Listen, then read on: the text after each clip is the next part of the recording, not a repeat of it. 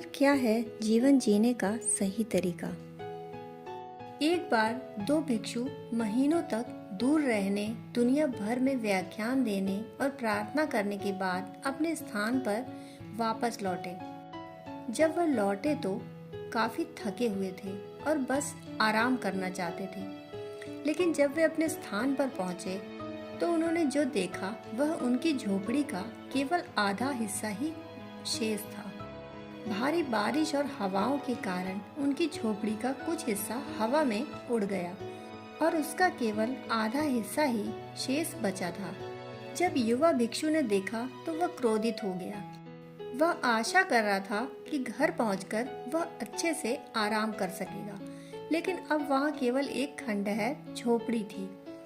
युवा भिक्षु ने बूढ़े भिक्षु से कहा, यह तो बहुत ज्यादा है।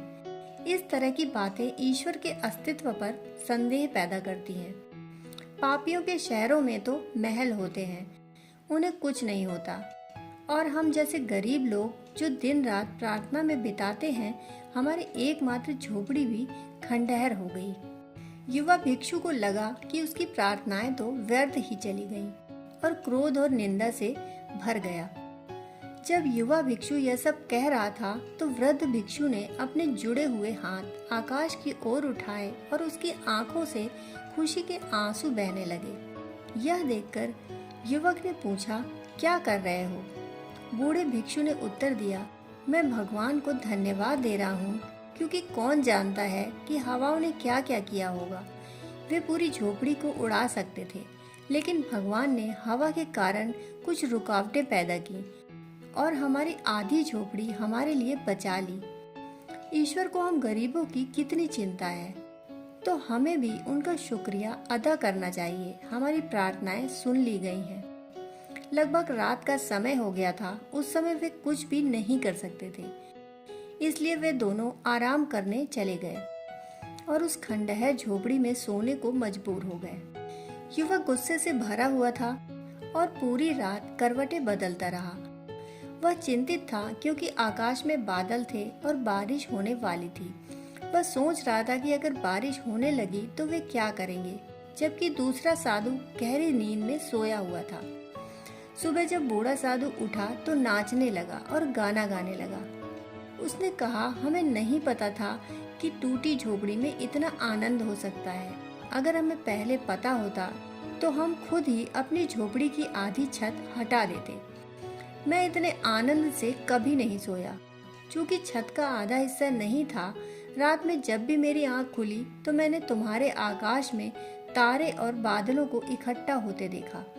और अब जब बारिश शुरू होने वाली है तो यह और भी सुंदर होगा, क्योंकि आधी छत चली गई है। हम आपकी बारिश की बूंदों का संगीत और अधिक स्पष्ट रूप से सुन सकेंगे। हमने कई बरसात के मौसम झोपड़ी के अंदर आश्रय लेकर बिताए हैं। हमें नहीं पता था कि आकाश, हवा और बारिश के संपर्क में आने में कितनी खुशी हो सकती है। अगर हमें इसका एहसास होता तो हम आपकी हवाओं को परेशान नहीं करते। युवा भिक्षु चिढ़ गया और बोला, यह सब क्या बकवास है, ये क्या पागलपन है, आप क्या कह रहे हैं? बूढ़े भिक्षु ने उत्तर दिया, मैंने चीजों को गहराई से देखा है और मेरा अनुभव यह है कि जो कुछ भी हमें अधिक खुश करता है वही हमारे लिए जीवन की सही दिशा है, और जो कुछ भी हमें अधिक कष्ट देता है वह गलत दिशा है। मैंने भगवान को धन्यवाद दिया और मेरा आनंद बढ़ गया। आप भगवान पर क्रोधित हो गए और आपकी पीड़ा बढ़ गई। कल रात तुम बेचैन थे, मैं चैन से सोया। अभी मैं गीत गा पा रहा हूँ और तुम क्रोध से जल रहे हो। मुझे बहुत पहले ही समझ आ गया था कि जिस दिशा में जीवन अधिक आनंदमय हो वही सही दिशा है। मैंने अपनी पूरी चेतना को उस दिशा में निर्देशित कर दिया है, इसीलिए मैं आनंदमय हूँ। दोस्तों, कहानी सुनने के लिए आपका बहुत बहुत आभार।